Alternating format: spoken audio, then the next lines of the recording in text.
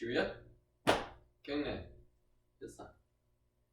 So for the forms, it's very important to know the movements, but there are a few things you need to remember for every single form that you want to keep in mind as you go through everything. So one of those is stances. So you always want good stances for your forms. It makes the forms look a lot better.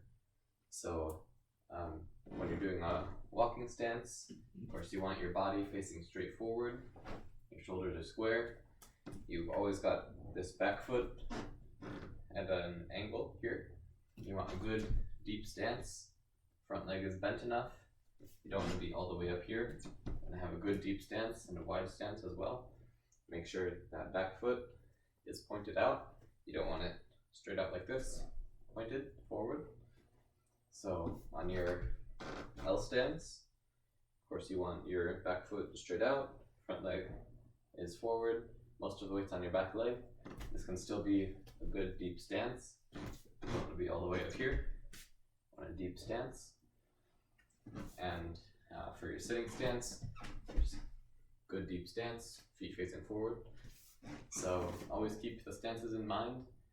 That's very important for every form, and just having good stances will make your form look so much better. Another thing to keep in mind is breathing. So when you're doing a form, of course you have the Cheops at the beginning and the end, but you also want to keep breathing for each and every technique in the middle. So the way you can do that,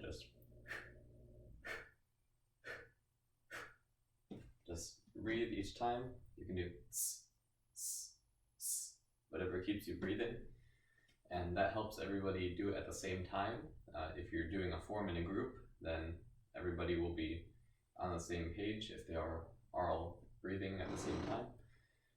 And it also helps you to keep breathing, makes everything sound a little bit better. So each time, do a little bit of breathing.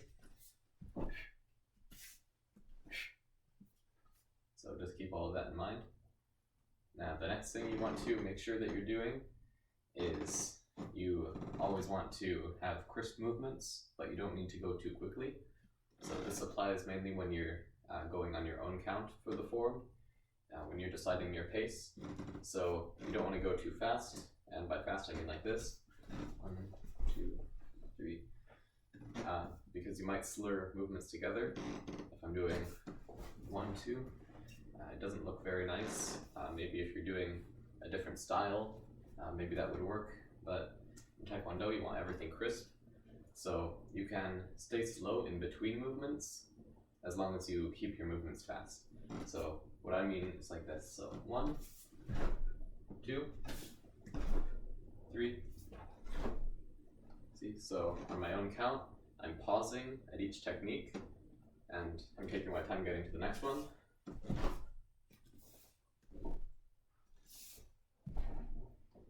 So you still want very good, powerful movements, but the judges hear the snap of your sleeves. But you can still keep it slow in between movements, just to make everything look nice and powerful. So when you're doing this, make sure you're self-checking when you practice at home. So what you can do is go through each form one movement at a time, and each time check, is my hand centered in front of my body? Is my stance good and deep? My foot facing forward, not to the side?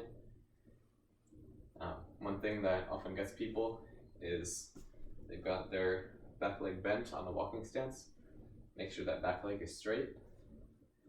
So you can go through the whole checklist for every single part of your technique and see what you're doing well, what you're not doing well, and try to improve the things that you're making mistakes on. So that's called self-checking or self-assessing, and you'll definitely want to master that skill in order to improve in Taekwondo. So one final thing is when you practice, you want to practice in a lot of different settings. So for now, you might just be practicing in your home, in your yard. So what I mean by practicing in different settings is try different orientations. So if I get used to doing my form this way all the time, always coming this way, always starting out facing this way, then I might get used to having the room to guide me in which direction I'm going. But when you're at the promotion, you'll be in a different room than you're used to. So you'll need to be able to keep in mind in your head what is the front, what is the side, how you're oriented. So you might also want to practice facing this way, just so that you don't get used to locking on to some part of the room in order to help you get through your form. So another way to do that is, if you have no space, try doing it with your eyes closed. Be careful doing this. Try not to accidentally hit anything. But if you can practice with your eyes closed, you can do the form without getting lost or confused. That's a great way to practice. So these are all a few ways you can improve your form. If you have any questions, please leave a comment. Cheerio. Thank you.